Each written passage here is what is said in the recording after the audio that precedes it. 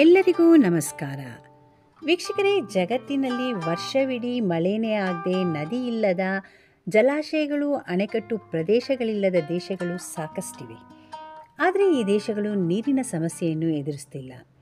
ಈ ಸಾಲಿನಲ್ಲಿ ಇಸ್ರೇಲ್ ದೇಶನ ನೋಡೋಕ್ಕೋದ್ರೆ ಇಲ್ಲಿ 60% ಮರುಭೂಮಿ, ಜಾಲಿ ಮುಳ್ಳುಗಳು ಸಹ ಬೆಳೆಯದ ದೇಶ. ಆದರೆ ಆಶ್ಚರ್ಯವೇನೆಂದರೆ ನೀರಾವರಿ ಕೃಷಿಯಲ್ಲಿ ಜಗತ್ತಿನಲ್ಲಿ ಇದಕ್ಕೆ ಮೊದಲ ಸ್ಥಾನ.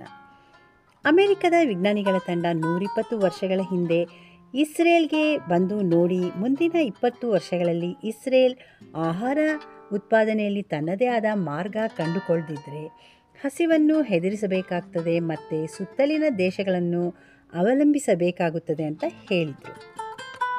ಆದರೆ ಇಸ್ರೇಲಿಗಳು ಈ ಬರಡು ಭೂಮಿಯನ್ನು ನಂದನವನವನ್ನಾಗಿ ಮಾಡಿಬಿಟ್ರು. ದವಸ ಧಾನ್ಯ, ಕಾಳುಗಳು, ಹಣ್ಣು ಹಂಪಲುಗಳು, ಹೈನು, ಮಾಂಸ, ತರಕಾರಿ ಇವೆಲ್ಲವನ್ನು ತಾವೇ ಬೆಳೆಯೋದಲ್ಲದೆ ಬೇರೆ ದೇಶಗಳಿಗೂ ರಫ್ತು ಮಾಡೋ ಮಟ್ಟಕ್ಕೆ ಬೆಳೆದರು. ಪ್ರತಿಯೊಬ್ಬ ರೈತ ಇಸ್ರೇಲ್ನಲ್ಲಿ ವೆಬ್ಸೈಟ್ ಹೊಂದಿದ್ದಾನೆ. ತಾನು ಬೆಳೆದ ಬೆಳೆಗಳನ್ನು ಆನ್ಲೈನ್ನಲ್ಲಿ ಒಳ್ಳೆಯ ರೇಟಿಗೆ ಮಾರ್ತಾನೆ. 1948ರಲ್ಲಿ ಕೇವಲ 4 ಎಕರೆಯಷ್ಟು ಪ್ರದೇಶದಲ್ಲಿ ಕೃಷಿ ಚಟುವಟಿಕೆ ನಡೆಯುತ್ತಿತ್ತು. ಇಂದು 10 ಲಕ್ಷ ಎಕರೆ ಪ್ರದೇಶವಾಗಿದೆ. ಕಿಲೋಮೀಟರ್ ಗಟ್ಟಲೆ ಆಳಕ್ಕೆ ಬೋರ್ ಹೊಡೆದರೂ ಒಂದು ಹನಿ ನೀರು ಸಿಗದ ಬರಡು ಭೂಮಿ ಇಂದು ಎಲ್ಲ ಬೆಳೆಗಳನ್ನು ಬೆಳೆಯುವ ಸಮೃದ್ಧಿ ದೇಶವಾಗಿದೆ. ವೀಕ್ಷಕರೇ, ನೀರಿಲ್ಲದೆ ಯಾವ ಕೃಷಿ ಮಾಡೋಕ್ಕೆ ಸಾಧ್ಯ ಹೇಳಿ? ಆದರೆ ಇದಕ್ಕೆ ಇಸ್ರೇಲಿಗಳು ಕಂಡುಕೊಂಡ ದಾರಿ ಎಂದರೆ ನೀರನ್ನು ಸಂಸ್ಕರಿಸುವ ವಿಧಾನ.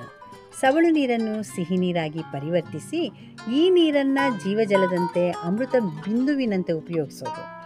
ತಂತ್ರಜ್ಞಾನದ ಸಹಾಯದಿಂದ ಒಂದು ಹನಿ ನೀರನ್ನು ವ್ಯರ್ಥ ಮಾಡದೆ ಹನಿ ನೀರಾವರಿ, ತುಂತುರು ನೀರಾವರಿ ಮೂಲಕ ತಮ್ಮ ಹೊಲಗಳಿಗೆ ನೀರನ್ನು ಬಿಡುತ್ತಿದ್ದರು. ವೀಕ್ಷಕರೇ, ಜಗತ್ತಿನಾದ್ಯಂತ ಕೃಷಿ ಭೂಮಿ ಅಪಾರ್ಟ್ಮೆಂಟ್ ಕಾರ್ಖಾನೆಗಳಾಗಿ ಪರಿವರ್ತನೆಯಾಗುತ್ತಿದೆ. ಕೃಷಿ ಮಾಡುವವರು ನಗರದ ಕಡೆ ವಲಸೆ ಹೋಗ್ತಾ ಇದ್ದಾರೆ. ಈಗಲಾದರೂ ನಾವು ಇಸ್ರೇಲ್ ದೇಶನ ನೋಡಿ ಕಲಿಯಬೇಕು. ನನ್ನ ಈ ಮಾಹಿತಿ ನಿಮಗೆ ಇಷ್ಟವಾದರೆ ದಯವಿಟ್ಟು ಲೈಕ್, ಶೇರ್, ಕಮೆಂಟ್ ಮಾಡಿ. ಹಾಗೆ ಸಬ್ಸ್ಕ್ರೈಬ್ ಆಗೋದನ್ನು ಮರಿಬೇಡಿ. ಧನ್ಯವಾದಗಳು.